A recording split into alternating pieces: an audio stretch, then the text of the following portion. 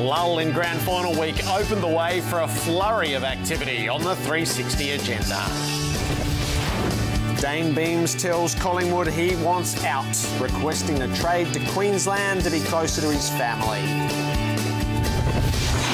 The greats named to bestow the Premiership Cup on Saturday, Mickey O and Jason Dunstall join us after the honour. Saints legend Lenny Hayes reflects on grand finals past as King and McClure answer the key questions for this year's instalment. I'm Gerard Waitley, here's Mark Robinson. This Wednesday night, it's footy from all angles. Hello, Robbo. Hello, Gerard. Now, I'm in a bit of a flurry. I won't lie to you. Wrong cameras and all. If you want some experience with cameras, you talk to me. So we've got giveaways. I've got books galore. You have got books. But I can't find the tickets. You did. I was walking in here, I've looked for these all day. I found them on the ground outside, and I thought these are fake. I've gone through the day thinking I've lost these. I took them this afternoon. We played a prank on you. There we are. Righto, we still have grand final tickets to give away. 2 grand final tickets, I'll work that. See, look at how many will work the shiny bit into the camera. I can go like that and stuff it up. I know how to work cameras these days. OK, so we still have these to give away on Friday night. There's a bit of a deadline, though, on this. Tomorrow, you have to give us your cheekiest instalment with I've seen some. Have you seen some? So here's a few. Punching on with Campbell Brown. Everyone's done that. Everyone's done that. Max Gawn. Looking like sort of the devil there with the red eyes. That's not bad. I like one. Flying over the top of Jeremy Howe. Not bad. That's right in the spirit. And not spilling a drink. Yes. That's not bad. You've got to take in difficulty. And the hair with Matty Spanger. I like that one. I like that one. That was really, really good. So that's the standard. We have come up with someone taking a hanger over Warwick Capital. Have you got any? Are you one of these media people who get photos with people? No, I don't think I've got a photo with black caviar is about the best I could do, Robbo. In compromising positions, or just you standing next to it? So Adam Treloar, we're going to give all these photos to, and he's going to pick a winner. On Friday. We'll keep sending them in. They're good. And we've got 5 Lenny books to give away tonight. Lenny Hayes is coming in. 4 to give away. 4 to give away. I like the way you think. Yep. All you have to do is, what should Lenny do next? Wrong camera. Fair dinkum. There you go. Hashtag AFL 360. Are you all right? What should Lenny do next? You won the Coaches Media Award last night for brown nosing the coaches, and it's gone to your head. You don't know what's going on, do you? I'm all at sea, Robbo. Well, let me start it. Let me start it. What do you love, Robbo? What you tell me what you love. There's so many great stories in footy, always in grand final day. I had so many to pick from, but I picked Ben McGlynn. Now, I can go back to when he hurt his hamstring in 2012, and those the initial images of him on the bench at the SCG. And on the weekend last year, you know, people say you're part of it. You're not part of it. You're not playing a grand final. You're not part of it. And him crying, I just think he's a wonderful story. He was a battler, dealing with his size and his pace. Left Hawthorn, went to the mighty, powerful Sydney Swans, and no one really knew what he was going there for. Maybe a forward, hard-working half-forward flanker. He has become, seriously, a match winner this year. He has played games where he has 26 touches, 12 of them are contested. He's kicked 3 goals and had 8 score assists. Meanwhile, everyone's going, oh, Kennedy and Parker and Hanbury and all these guys. And Ben McGlynn has just worked his ass off, and I just think if he can get a premiership on the weekend, he's going to be one hell of a story. Yep, I agreed with that. What about you, mate? Look, I love the fact that the Australian of the Year is playing in such a great day. He'll be on the field in the grand final, Adam Goodes, coming off the best performance of his season. Yep. It might be his last game. You could imagine if he became a triple premiership player to go with his triple Brownlow medalist, that he might be, with his 2 Brownlows, that he might be fulfilled by all of that. Yeah. I loved watching him on Friday night. Oh, it was good, wasn't it? Yep. It was better than good. He moved with such tremendous freedom. He put himself in good positions all night. Not everything worked, but enough of it was to show you some vintage Adam Goodes along the way. While you were talking, the footage of him taking the ball from the back pocket and, you know, and dishing off to Franklin, I liked it because early in the game, when the game's still to be decided and what's the patterns and everything, it was Goodes who kicked the first goal of the game, which was a 35 around the corner left foot. Yep. I many players can do that. And I just said, oh, good on you, Goodsy. Yep. It was just nice. It's nice. All well right. done. You're right now? I'll be right from here. Good. Let's just put the grand final to one side for a little while. Because the top of the agenda is the breaking story tonight that Collingwood's best and fairest from a couple of years ago, and the man who shared with Scott Pendlebury the most Brownlow votes for the club this year, Dane Beams, has told the Magpies that he wants out. He wants to be traded back to Queensland, and Collingwood's reply is a rather succinct no.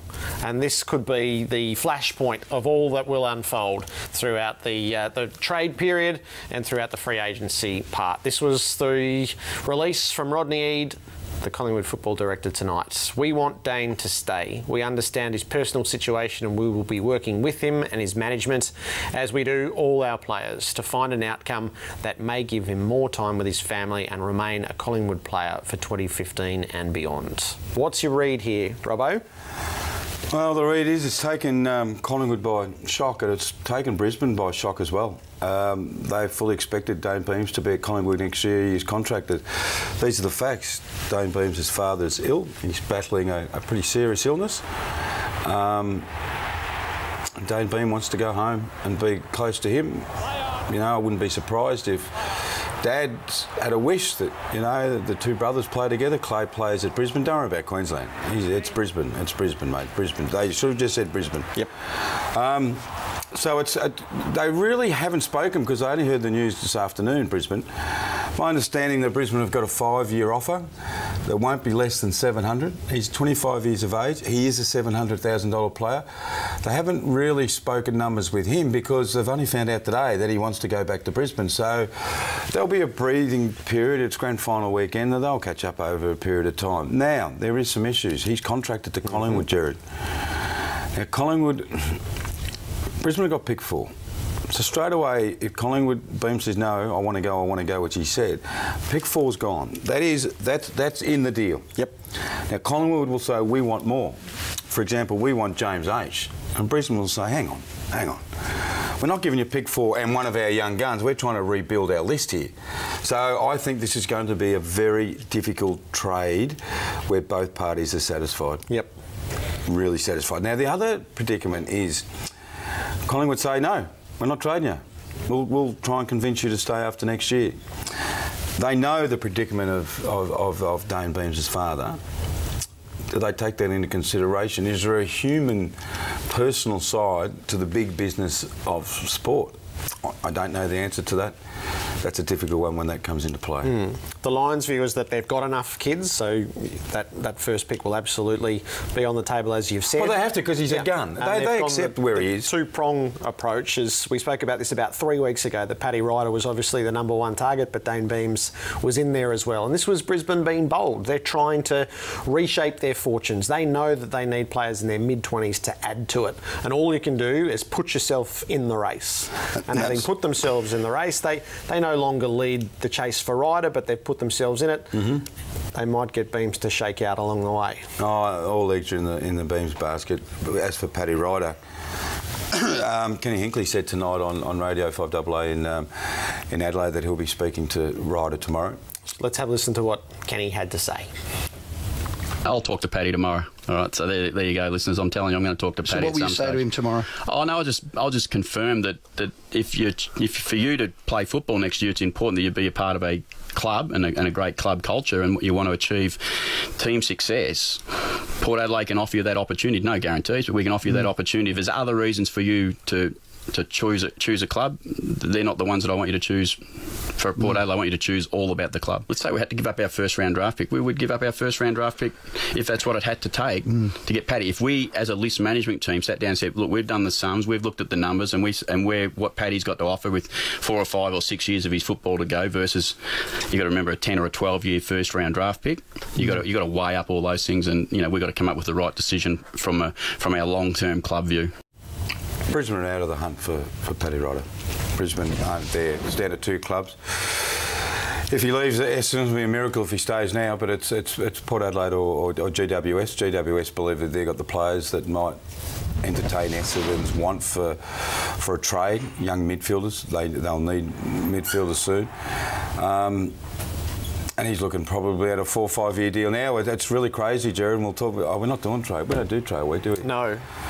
And don't even suggest yes when they come to us and say, can you please do 360s through the trade period. But he's looking at a 4 or 5 year deal as well. That's just the way things are going with Paddy Ryder. So Port's got pick 16 as things stand. Of course, these can all move by one with the James Frawley scenario.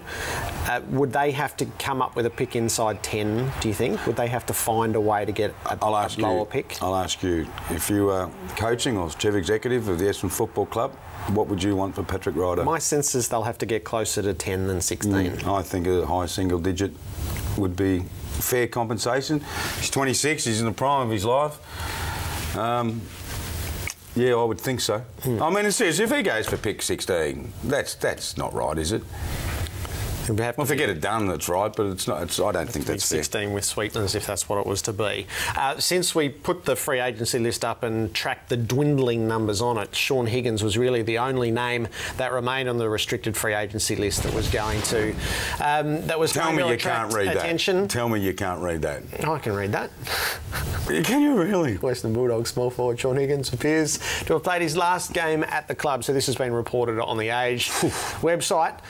This has been entirely likely for a number of weeks, and North Melbourne is clearly the front runner here.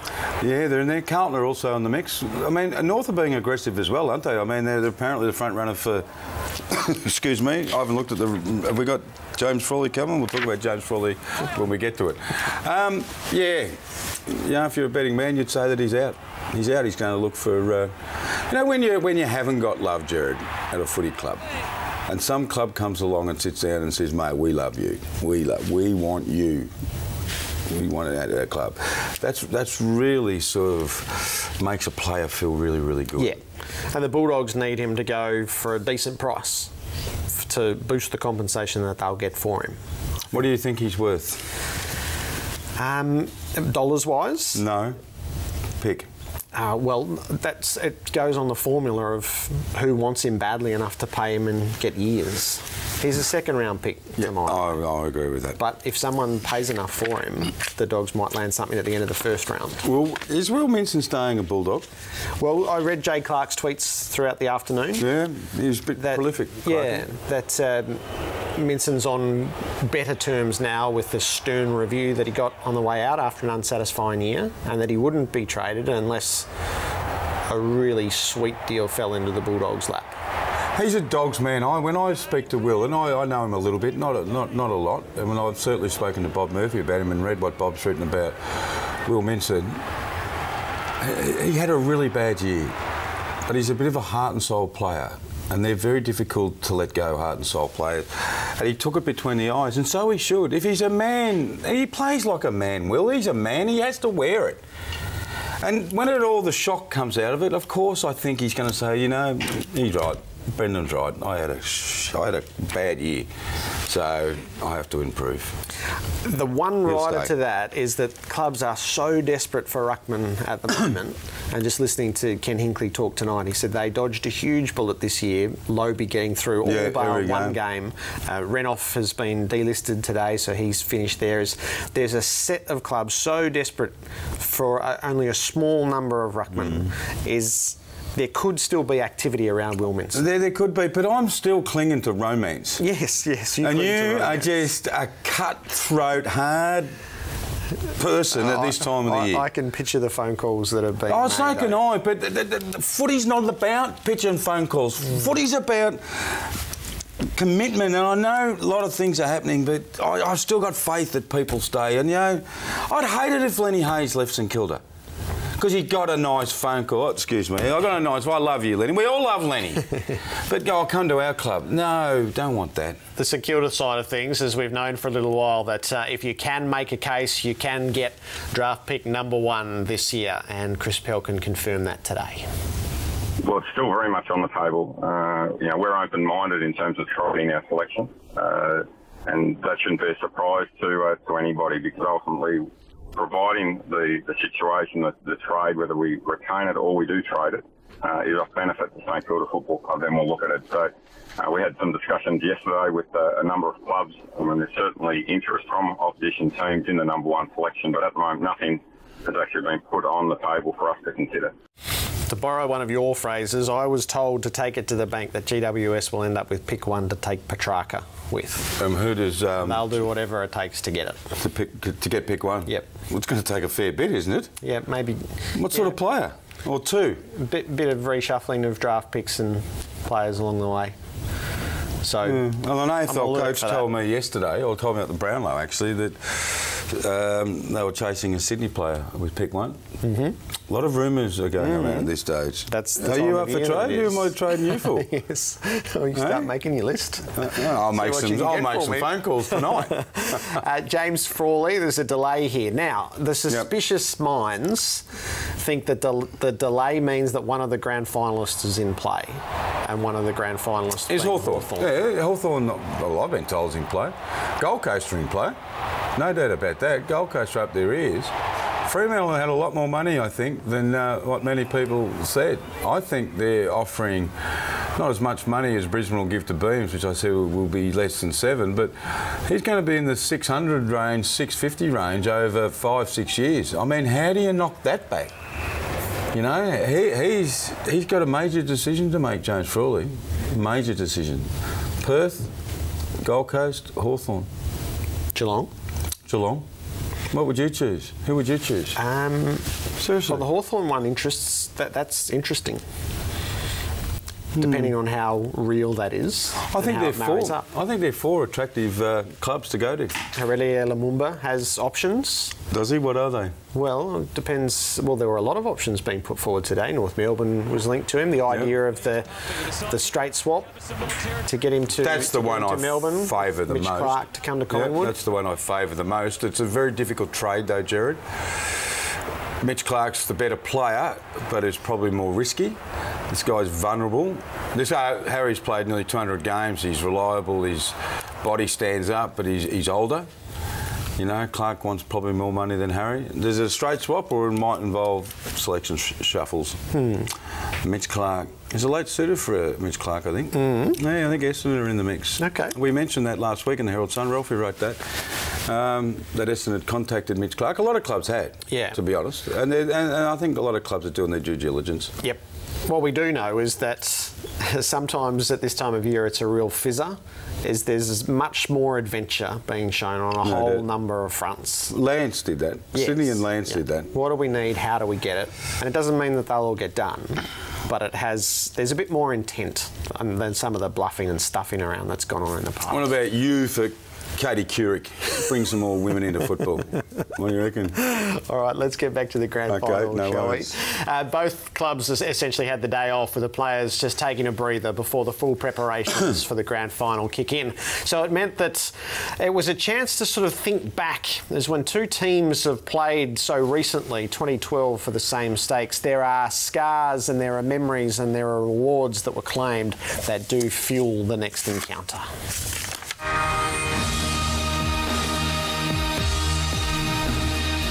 It's good to know that you've sort of been there, and you know, a lot of the boys that day performed really well, so it's good to know in the back of your mind that you can do it on the big stage. It's a lovely kick. He's used the ball brilliantly, and then Jack. It's a good man to have it now, you'd reckon. It's Kennedy. It's a goal. They're going to be hard to beat. Having said that, doesn't guarantee anything. We still need to work really hard, train, prepare well. We know it's going to be a really extreme, tough four-quarter game, and everyone's really looking forward to it. Rioli's starting to get busy. Mitchell, they'll be in front in a minute. Here's Smith on the burst. 50 metres out. Less than a minute. But one thing is for certain. As a club, we're ready for the challenge of Saturday. We've got some unfinished business from 2012, and I know Hodgie in particular is keen to get his own back. Little hand pass comes to Malcheski, who goes for goal.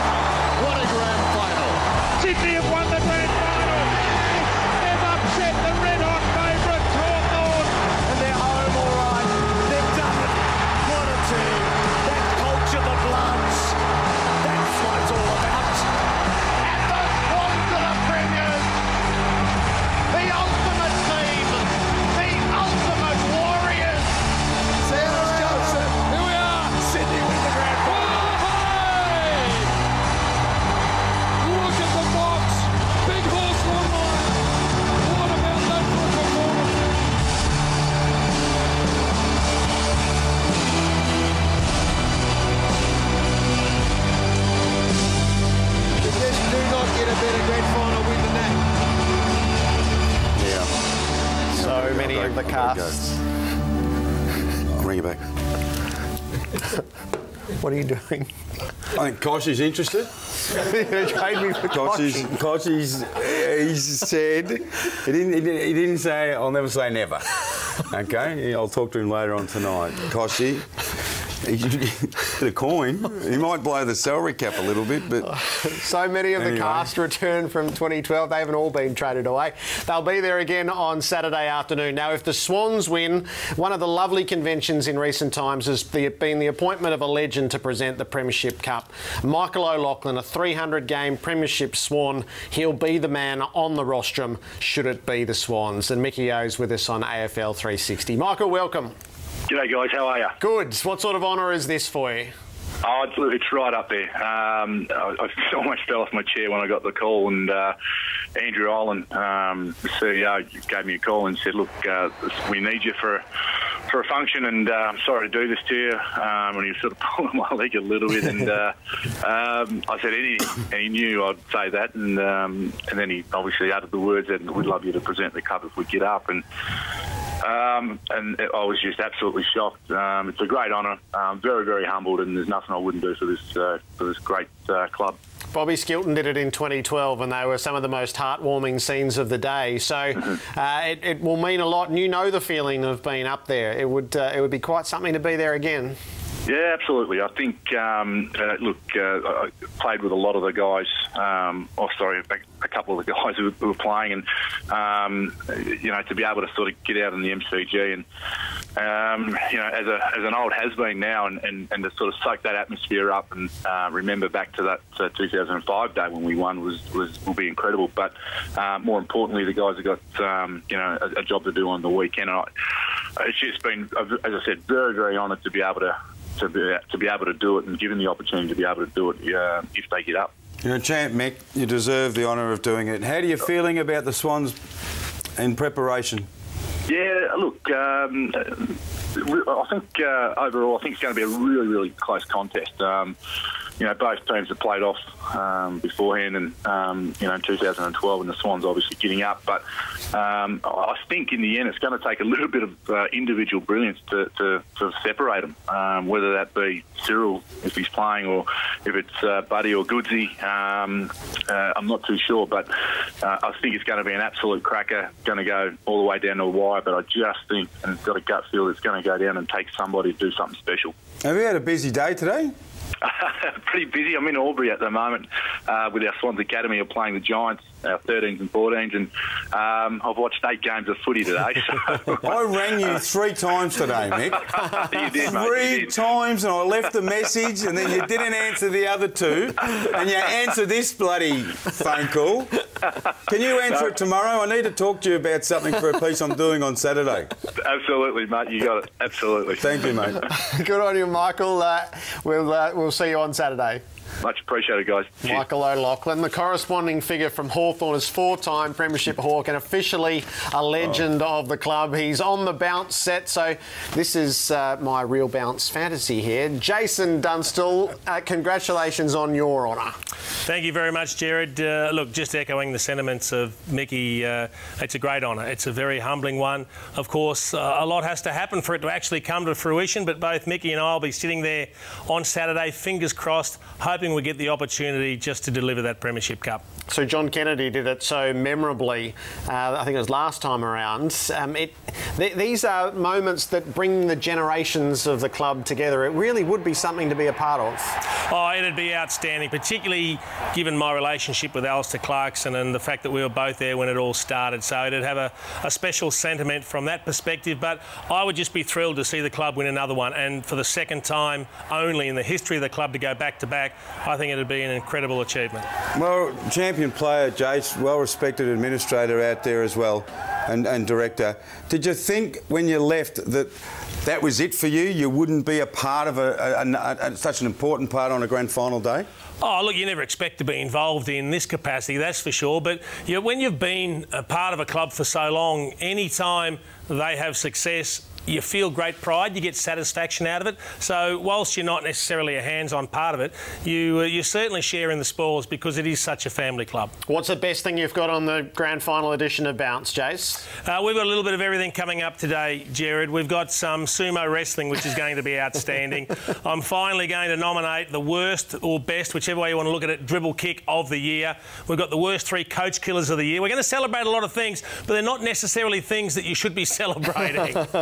Sounds exactly like Bounce. Enjoy it. Cheers, guys. Jason Dunstall, who, if the Hawks win, will be up presenting the Premiership Cup to Luke Hodge. What about Carl Stefanovic? I might ring him. He's probably on it tonight, Carl, but I might give him a ring. Let's bring in King and McClure and we'll pose the questions of the grand final to them.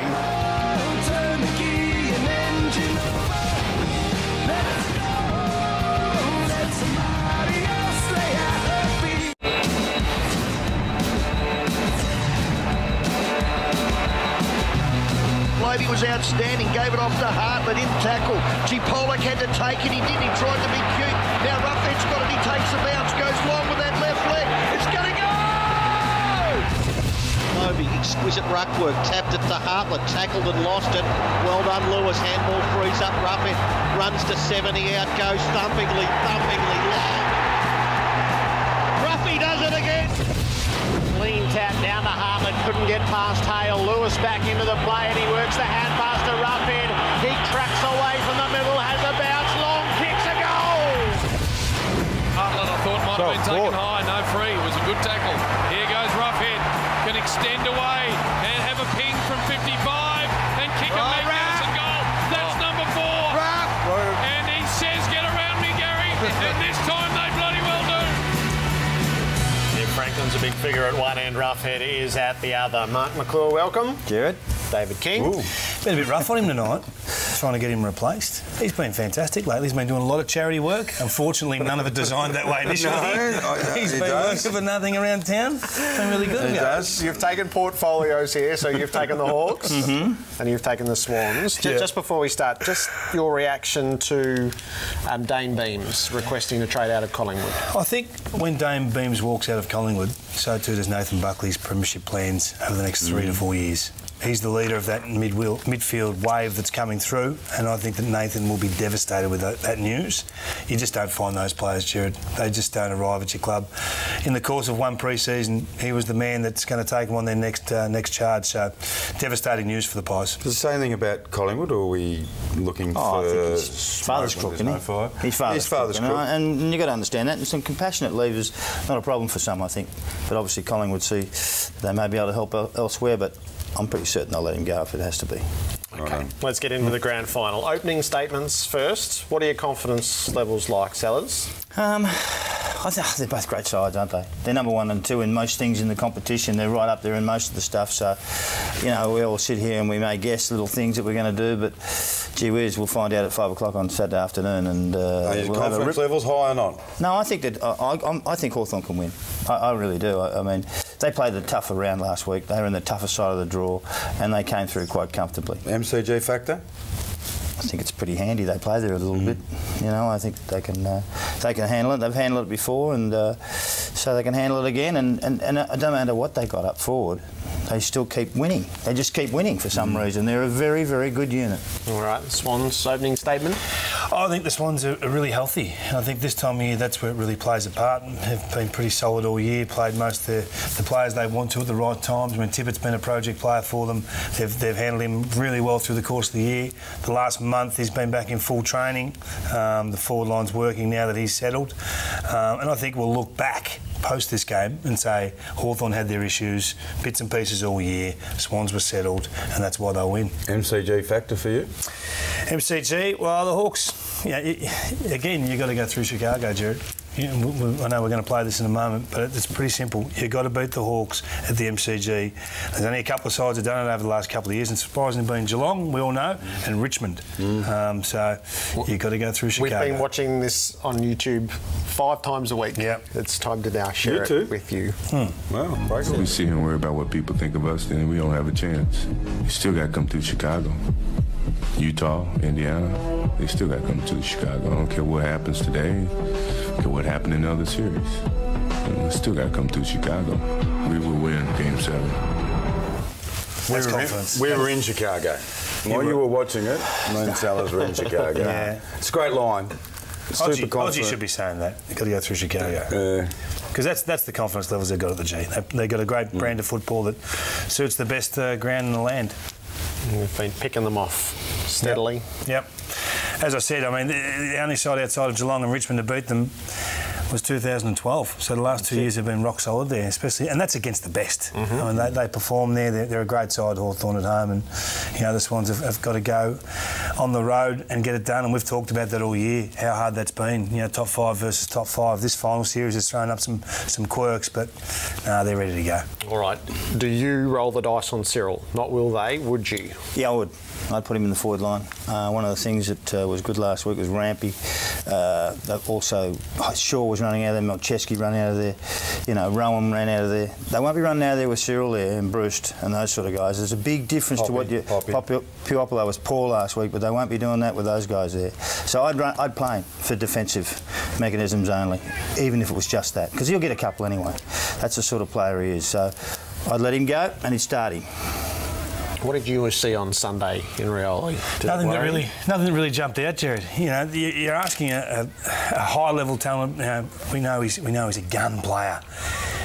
But it's a gun magnet at the moment with Rioli written on it. He hasn't played for 3 months. He hasn't played AFL football for 3 months, Jared.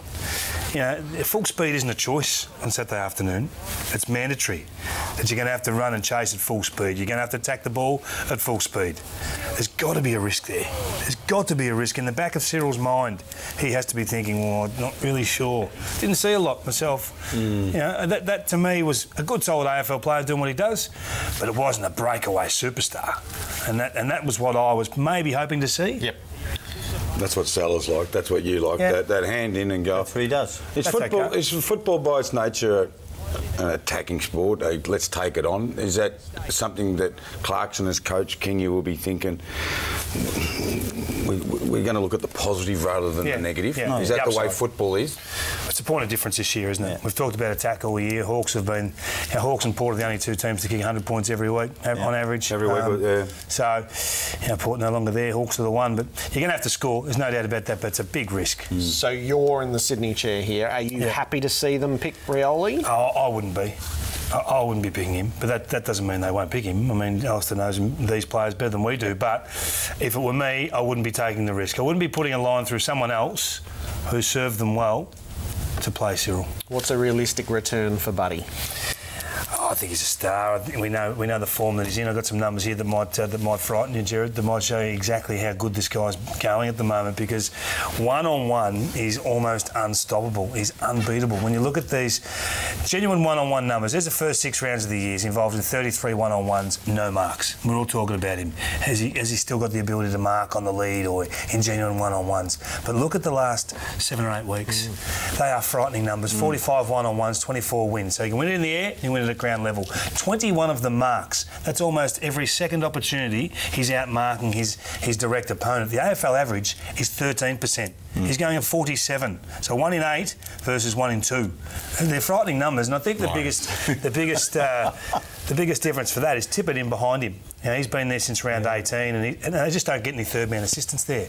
We saw Fremantle orchestrate Ibbotson in behind, but you've got to give something up then. What happens in the midfield if you give Sydney an extra one there, or you give them an extra one in their back line? That's the domino effect. When does it start getting scary? 4, 5, 6 Sellers? Well, his grand final record is 6 goals, 6 in 3 grand finals. I don't think that's a great record for a bloke who is standing in the game. He's kicked 5 goals, 12 in the last 2 times they've played against. He can kick poorly in games. It's one of the things he does do. And if he kicks straight, well, gee whiz, it's all over. Because you know he's going to get plenty of shots on goal, as Kingy says. Every time they get the ball, he gets plenty of it. So there's the stats are there. They're huge in this area, you know. And that's all he's kicked, is 6 goals in 3 grand finals. So it's pretty poor. 5 goals, 12 in the others. Look, he's a star. And there's no doubt that if he kicks straight and actually gets hold of them, they'll win. But if he doesn't and he kicks poorly, gee whiz, it opens it up. Are you playing one-man defence, even though that's not your go generally? I think they probably will at some stages. But that lets one boat go down the back line as well. Melcheski, Shaw, or Rowan, or one of those guys gets free, and then they get the run through the other way as well. So dangerous to unless you man up. I think that you've got to, with their defence, you've got to have 6 forwards, because one-on-one, is Rowan any good one-on-one? Is Shaw good one-on-one? Is Rampy good one-on-one? Is Melcheski good one-on-one? You've got to make them play one-on-one. Got to make them play one-on-one. Make them play, and force them to actually at a contest. And can they do that? Because against North there was 0 contest, seriously 0, and they just made mincemeat of them. So if you push them and shove them and make them a one-on-one contest, we'll see how good they are. Who are you sending Will Langford to? Kennedy, if I have to. Anyone else? Oh, I think Hanbury had 40 possessions the last time they played in Sydney. And Liam Shields probably would go to him, but I'm not certain how they work that. You've got Hill on one wing, they may go those two. I'm not certain how they're going to do it, because I think Shields is the only one who could go to Hanbury. 40 possessions is a hell of a lot in one game. He's a good player, that kid. So is he your number 1 priority to tag? I think so. As an outside runner, yeah. Parker's the other one. How do you go to Parker? There's lots of them everywhere.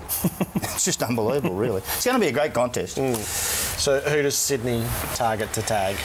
Oh, Sydney, you've got to stop the run. You've got to stop the running game of the Hawks, and particularly those angled runners. You know, Hill, Smith, Birchall. There's your choice of 3. I mean, they might change in game, but this guy to me has been the one over the last 4 to 5 weeks.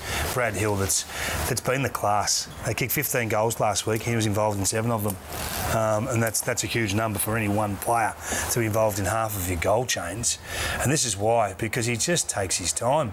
He's just got all the class and all the poise in the world. Look at that. Just no problem here. Gets run out of bounds, no problem. Set up again. His handball work is undersold. Look at that, taking on the tacklers or the potential tacklers to come back through the corridor. That's why they score when he gets it, because he takes risks at his own speed. When he needs to go at 100 miles an hour, he can. What's your biggest vulnerability? What's the weakness that you're most worried about? Oh, well, you'd always worry about their forward line, wouldn't you? Sydney's forward line. It's just enormous, and we've talked about it all year. But I actually sometimes don't underestimate their kids. Cunningham, those sort of guys who run around and who are underpaid because the other blokes are getting plenty, and they still give a contribution. I mean, they're the ones that get me. Lloyd, Cunningham, Rampy, kids like Rowan, all those guys. Don't underestimate them, because if you do, it'll be at your own peril. What's keeping you awake at night if you're the Sydney coach? Not much, Jared.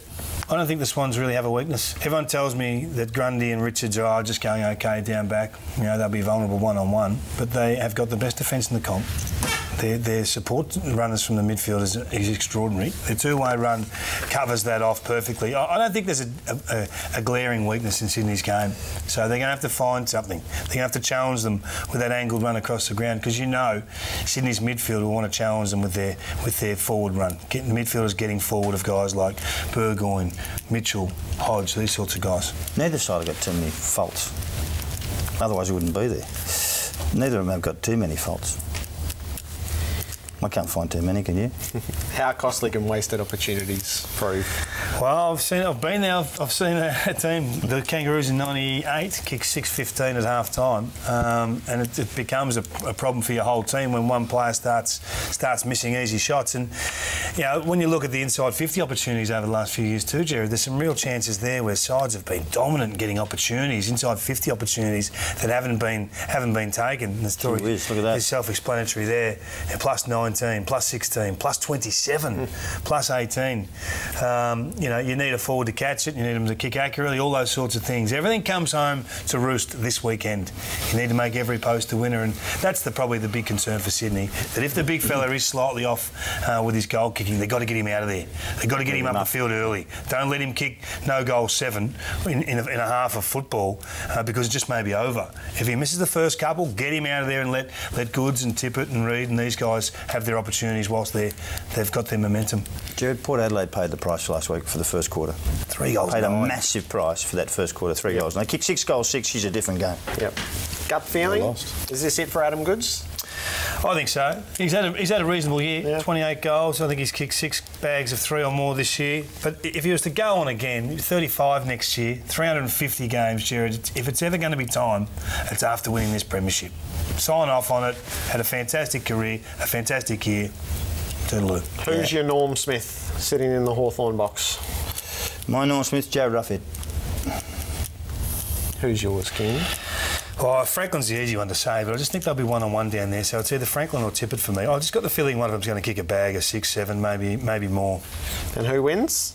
I can't change now. No. You're pretty well locked away. Why do you want to go to Norm Smith? No, I got that, and we got Hawks. Yeah, I'm done. I just think they'll win. I thought they'd win all year. I thought that they were right up there from the start. They got over their choke that Robbo talked about for years. And they got rid of him to Sydney, actually, didn't they? They did. And you sound like you're bullish on the Swans. Yeah, I think the Swans can win. I think if there's going to be a blowout in this game, it's Sydney really putting them away early. It could be a 6-goal plus margin for me. Great to have you on Wednesday nights right throughout the year. Yeah, been good. Thank you. Thank you. And we're going to just grab you on Friday night. Well done, sir. To join with your war room buddy and walk us through a few scenarios. Are you back here next year? Sounds good. Lenny Hayes next on AFL 360. His book has been released and he's making plans for the future. He's dropping by. Don't forget his charity work. I'm in your corner, sir.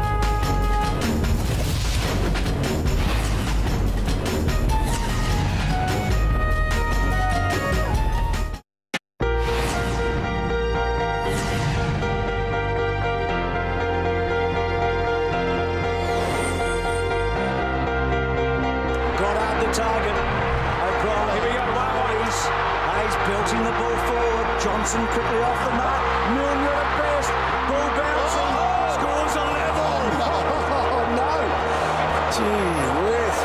Do you take the ball there, Stephen Milner? I think he was going to try and take it, it just bounced out of his reach. One last clearance, one last chance. Can somebody get a clear ball here and kick it along and hard? The tap, Del Santo, it's going to be a draw, it's unbelievable. But it's happened.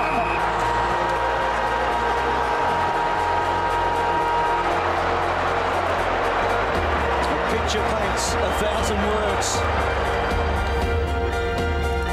It's a moment that features so prominently in many a journey, but particularly in Lenny Hayes's, and it is a central part of his autobiography. Lenny Hayes, welcome. Thanks, Sherrod. It's a moment that you've written about. Says in every big game there comes a moment where he wonders years later if he could have done something differently to change the outcome. That one kick going forward. I take it lives with you. Yeah, it does, and I guess especially this week, that brings back a lot of memories. And I think in a lot of games, I probably had a moment in the 09 grand final as well where you sort of think, what if? And I reckon every player probably has those on the losing team. So, yeah, you tend to relive it around grand final day, but it also brings back good memories. It's a great place to be, Melbourne, during grand final week, and I've been soaking a bit of that up over the last couple of days. You only had 36 possessions, 22 contested possessions, 12 clearances, 14. Did you do enough? Oh, look, yeah, well, obviously we didn't do enough. So you and Goddard that day.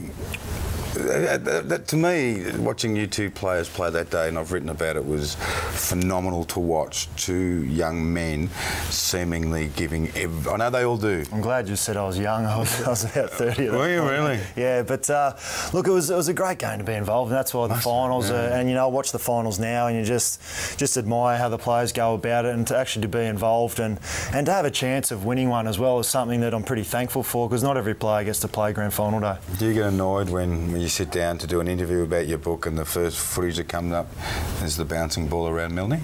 No, not really, because I mean I've done interviews before and they've brought up that bit of play as well. I mean, I guess my moment was I should have kicked a drop punt down there instead of a floater. But it wouldn't have got that distance, would it? No, at that stage? Probably wouldn't have. You know, and look, I think overall I don't tend to look back too much. But again, like during this week, it is brought up. But look, it just wasn't meant to be. And I've said in the past that I'm really proud of what we stood for as a team for a long period of time. And I think that day there's not much more we could have done. When you say you think about it, the fact that you say to yourself, or admit it or reveal here that maybe I should have kicked a drop kick, tells us how much you think about it and what moments are the really important ones. Yeah, it was probably initially after the game, you know, you have those sort of thoughts, because until your next game of footy, that's the last game you've pretty much played. Obviously the replay was, but yeah, in those probably months after that, until you get back into action mode and you start pre-season and then you start playing another season, you think you're another chance for a premiership, that they're probably the couple of months that were the toughest. What does that Norm Smith medal from the draw mean to you? Look, it's not something that Look, I guess I'm proud of the fact, because I know how prestigious an award it is and the sort of players that have won it in the past, but without that premiership medal, it just doesn't have that same sort of meaning or feeling to me. So I can only speak on sort of my own experience with it, but I'm sure that Pendlebury and some of the other guys that have won one in winning teams, it'd mean a lot more. Do you feel retired? You look retired. I haven't gone for a run or done anything for about a month, and I've been eating what I want, so I'm quite enjoying it. Not missing it at all, are you? I don't think I'll miss it until the boys start back, because everyone's on holidays, well, from our side anyway at the moment. So I think once they start back pre-season, that's when it'll probably hit home. I heard Joey and we had Dal on here a couple of weeks ago through the finals, and we all asked them about you, and they all said, oh, he'd be hating this, he would be hating this. Did you hate it, or do you actually sit back now and say, you know what, I had a really long, but I had a really good send-off? It wasn't what I thought it'd be, I guess, by making the decision a bit early. I mean, I kept getting asked all year, am I going to play again? And I knew deep down that I wasn't. I lost a slab of beer on it. I heard that. I'll sort you out. But so I thought by getting it out there early that it might just take a bit of the pressure off me, but it didn't. No, not at all. So, I mean, if I had my time again, I might have done it a little bit differently. But, you know, I guess in a way I was thankful that I got to say goodbye and thank you to the fans who've supported me so well. No, you're a champ. So what happens next? And we've got some suggestions for you from Twitter who are going to win these Lenny books. The first is not a bad one. Lenny should catch the next flight to Canberra and run the country. Lenny for PM. We'll roll the rest through Clint, Jim and Jonathan, Rob and Punchy. What are you going to do, Lenny? Have you decided next year? I've got a fair idea. I think, you know, look, I said today that there's been a bit of talk about maybe going into coaching, but I don't think I'm ready for that, or necessarily I don't think that probably what best suits me. I think maybe longer term, something in footy admin or the business side of footy. So I've obviously got a lot to learn in that area as well, because I've been a player for 16 years. So look, I've got a fair idea but nothing's sort of locked in at this point. But yeah. Will it be involved in footy? Yeah, I'd love to stay involved, and I think it will be, yeah. Good on you. What's the best part of the book? Is there an explosive section? You'll have to read it, mate. Well, you give me one and I will. I will read it. Oh, look, it's all pretty good, mate. Is it? Look, I guess for me, I don't have a great memory, so I needed a bit of prompting and talking to a few of the boys. But I guess the overriding thing, there's probably not much that hasn't happened in my 16 years at St Kilda in terms of injuries, different coaches, playing in grand finals, playing with some of the greats of the game. There's a few dramas off field. There's a couple, yeah, but I mean, I've been involved in the game for a while, and yeah, that's life, so it's all in there, so hopefully it's a good read. It's released next Wednesday, yeah? I advise you, if you haven't, if you do buy it, anyone, read the foreword by Ross Lyon. When Lenny retired, I wrote a piece about Lenny, and I rang up Fremantle to talk to Ross, and Ross's reply was, I want you to use this section of my foreword. And I did, and it was really fitting, it was really emotional, actually. Have you read it? No doubt you've read it. How did you feel when you read it? He was pretty kind to me, Ross. Yeah.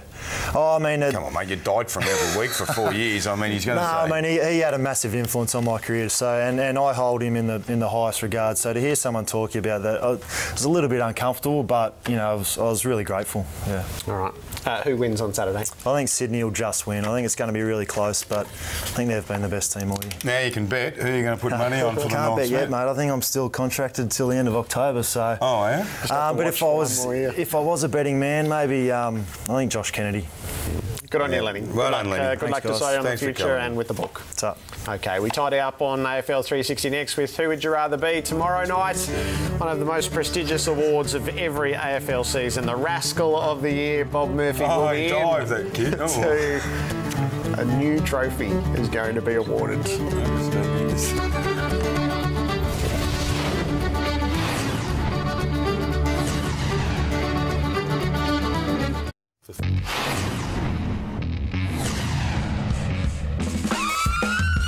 Two terrific nights to come to finish up grand final week. Fight night tomorrow. Barry Hall and Cameron Mooney give us their insights into the grand final. John Longmire is going to walk out of the team meeting at the hotel to join us at the start of the show, and Bob Murphy names the Rascal of the Year.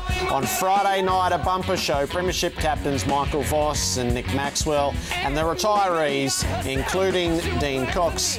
Adam Treloar will give away the last set of grand final tickets, which I forgot we'll keep safely away. No, stay away. Who would you rather be, thanks to Gatorade, to finish? They're the headline act at Federation Square tomorrow, Robbo. The Madden Brothers or the Madden Brothers? Oh. Joel and Benji? Oh. Or Simon and Justin? Two of them are rock stars, aren't they? Yeah, no, at my stage of my life, I'd take the rock stars. The rock stars rather than footballers? That's the whole trappings. Why not? I'm really boring. Oh, okay. Who would you rather be of the two great mates going into this week, Alistair Clarkson or John Longmire? Only on the split that I'm tipping Sydney, John Longmire. Be huge for Clarkson's legacy, though, to win it. See you tomorrow.